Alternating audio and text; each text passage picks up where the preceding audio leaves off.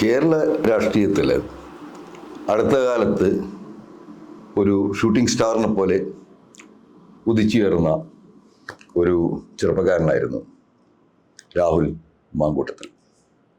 വളരെ പെട്ടെന്ന് തന്നെ യൂത്ത് കോൺഗ്രസിലൂടെ, അതുപോലെ തന്നെ പിന്നീട് MLA ആയി വളരെ പ്രമുഖമായ ഒരു സ്ഥാനത്തേക്ക് അയാൾ എത്തിച്ചേർന്നു. അതേസമയം തന്നെ പലപ്പോഴും പുള്ളിയുടെ നിലപാടുകൾ, ഇപ്പോൾ പ്രതിപക്ഷ കക്ഷികളെ വിമർശിക്കുന്നതിലാണെന്നെങ്കിലും അതുപോലെ അത്തരം നിലപാടുകളിൽ തന്നെ കടുത്ത നിലപാടുകൾ, കടുത്ത ഭാഷ ഉപയോഗിച്ചിട്ടുണ്ട്.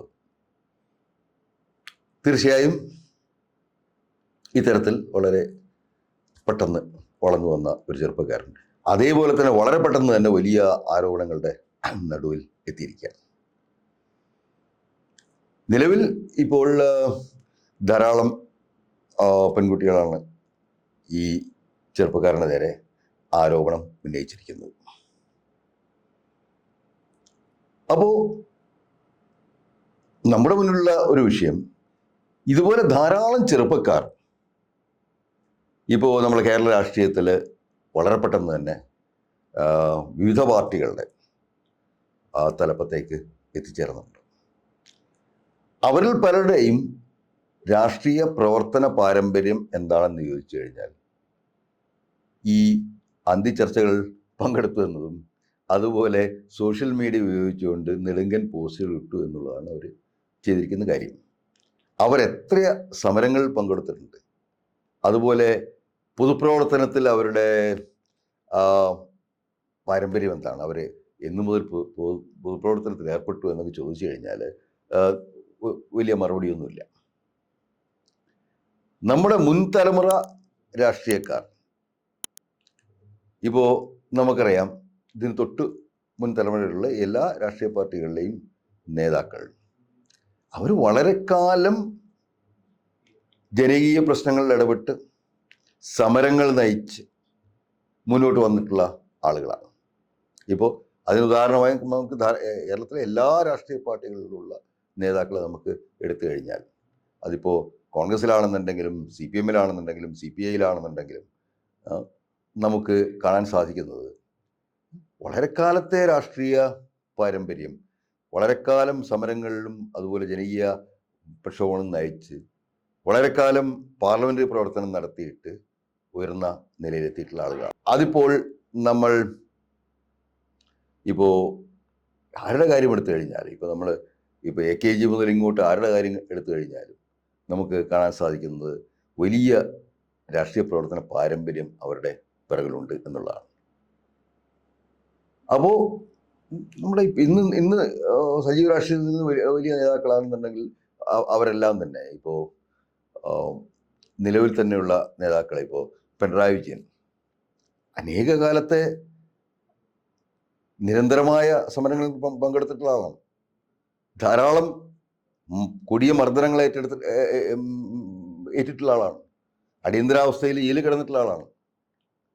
നമ്മൾ ഓരോരുത്തരെയും എടുത്തു നോക്കിക്കഴിഞ്ഞാൽ, നമ്മളിപ്പോൾ ഇന്ന് ഇപ്പോൾ AK ആൻ്റണിയുടെ കാര്യമാണെന്നുണ്ടെങ്കിലും, അതുപോലെ തന്നെ ഇപ്പോൾ അന്തരിച്ച ശ്രീ ഉമ്മൻചാണ്ടി ആണെന്നുണ്ടെങ്കിലും, അതുപോലെ നമ്മളിപ്പോൾ എത്രയോ സമരങ്ങൾ, ഇപ്പോൾ കാനരാജേന്ദ്രൻ ആണെങ്കിലും, അതുപോലെ പന്ന്യൻ രവീന്ദ്രൻ ആണെങ്കിലും, ഇതുപോലെ കേരളത്തിൽ അറിയപ്പെടുന്ന എല്ലാ രാഷ്ട്രീയ നേതാക്കളും അവർക്ക് ഒരു പ്രവർത്തന പാരമ്പര്യമുണ്ട്. അവരുടെ ജീവിതം നമ്മുടെ മുന്നിലുണ്ട്. ഇപ്പോൾ K കരുണാകരൻ്റെയോ അല്ലെങ്കിൽ EK നായനാരുടെയോ അതുപോലെ തന്നെ മറ്റു പല മൺമറഞ്ഞ നമ്മുടെ നേതാക്കളുടെയും ജീവിതം നമ്മുടെ മുന്നിൽ തുറന്ന പുസ്തകമായിട്ടുണ്ട്. അവരുടെ നന്മകളും അവർക്ക് അതുപോലെ തന്നെ അവർക്ക് അവർ ചെയ്തതിൽ നമുക്ക് ഇഷ്ടപ്പെടാത്ത കാര്യങ്ങളും എല്ലാം നമ്മുടെ മുന്നിൽ ഒരു തുറന്ന പുസ്തകം പോലെയുണ്ട്. പക്ഷെ നമ്മൾ ഇന്ന് കാണുന്നത് വേറൊരു പ്രവണതയാണ്. അതായത് ഇപ്പോൾ ഒരു ഉദാഹരണം പറഞ്ഞു കഴിഞ്ഞിട്ടുണ്ടെങ്കിൽ, ഇപ്പോൾ നമ്മൾ പെട്ടെന്ന് കാണുന്ന പല നേതാക്കളും ഉദിച്ചു വരുന്നത് എവിടെയാണ്? ഈ സോഷ്യൽ മീഡിയയിലാണ്. സോഷ്യൽ മീഡിയയിൽ നിന്ന് പിന്നീട് അവർ നേരെ എങ്ങോട്ട് എത്തുന്നു? ചാനലുകളിലെ അന്തിച്ചർച്ചകളിലേക്ക് എത്തുന്നു. അപ്പോൾ അന്തിച്ചർച്ചകൾ ഘോരോഘോരം സംസാരിക്കുന്ന ആളുകൾ, ഞാനിപ്പോൾ ഒരു ഉദാഹരണം പറഞ്ഞു കഴിഞ്ഞിട്ടുണ്ടെങ്കിൽ, ഇപ്പോൾ സന്ദീപ് വാര്യർ എന്ന ഒരു BJP-യുടെ ഉയർന്നു വരുന്ന താരമുണ്ടായിരുന്നു. അദ്ദേഹം വളരെ പലപ്പോഴും അതിനിശിതമായി, അതുപോലെ തന്നെ ഈ വളരെ പ്രകടമായി തന്നെ വളരെ സെക്ടേറിയനായിട്ടുള്ള സ്റ്റാൻഡുകളൊക്കെ എടുക്കുന്ന ഒരാളായിരുന്നു.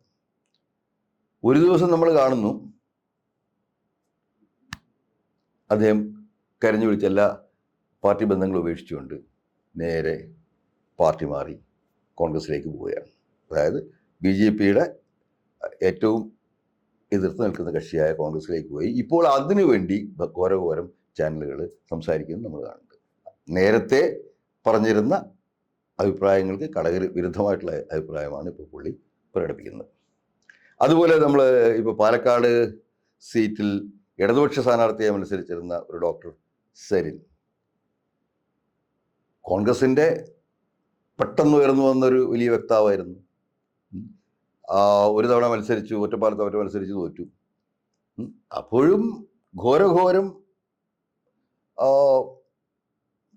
മീഡിയയിലൂടെ, നവമാധ്യമങ്ങളിലൂടെ, അതുപോലെ ചാനലുകളിലൂടെ എല്ലാം തന്നെ കോൺഗ്രസിന് വേണ്ടി സംസാരിച്ചുകൊണ്ടിരുന്ന വ്യക്തിയാണ്. പിന്നെ പാലക്കാട് തെരഞ്ഞെടുപ്പിൽ സീറ്റ് കിട്ടിയില്ല. അപ്പോൾ ഉടനെ തന്നെ തിരിച്ച് പാലക്കാട് സീറ്റിൽ തന്നെ CPMൻ്റെ സ്വതന്ത്ര സ്ഥാനാർത്ഥിയായിട്ട് മത്സരിക്കുന്നു. അപ്പോൾ നമ്മൾ മനസ്സിലാക്കേണ്ട ഒരു കാര്യം, ഇത് രാഹുൽ മാങ്കൂട്ടത്തിൽ എന്ന് പറയുന്ന ഒരു യുവ നേതാവിൻ്റെ കാര്യമല്ല. പലപ്പോഴും ഇന്ന് നമ്മുടെ സോഷ്യൽ മീഡിയയുടെയും അതുപോലെ തന്നെ വാർത്താമാധ്യമങ്ങളുടെയും അതിപ്രസരത്തിൽ പലരും രംഗത്ത് വരുന്നത് അവർക്ക് രാഷ്ട്രീയ പ്രവർത്തന പാരമ്പര്യം ഉണ്ടായിട്ടല്ല. അവർ ഭംഗിയായി സംസാരിക്കും, ഭംഗിയായിട്ട് ഏത് വിഭാഗത്തിലാണ് നിൽക്കുന്നത് ആ ഭാഗത്തെ ഒരു വക്കീലിനെ പോലെ പ്രസൻറ്റ് ചെയ്തുകൊണ്ട് ഒരു പ്രത്യേക ഭാഗത്തിന് വേണ്ടി സംസാരിക്കും. അപ്പോൾ സംസാരിക്കുമ്പോൾ ഇപ്പോൾ പലപ്പോഴും ഇരുത്തം വന്ന രാഷ്ട്രീയ നേതാക്കന്മാർക്കുള്ളൊരു വിഷയം എന്താണെന്ന് വെച്ച് കഴിഞ്ഞാൽ അവർക്ക് സന്തുലിതമായി മാത്രമേ സംസാരിക്കാൻ സാധിക്കുകയുള്ളൂ. ഇങ്ങനെ വരുന്ന ഈ പുതിയ ന്യൂജൻ ചെറുപ്പക്കാർക്ക് അങ്ങനെയൊന്നുമില്ല.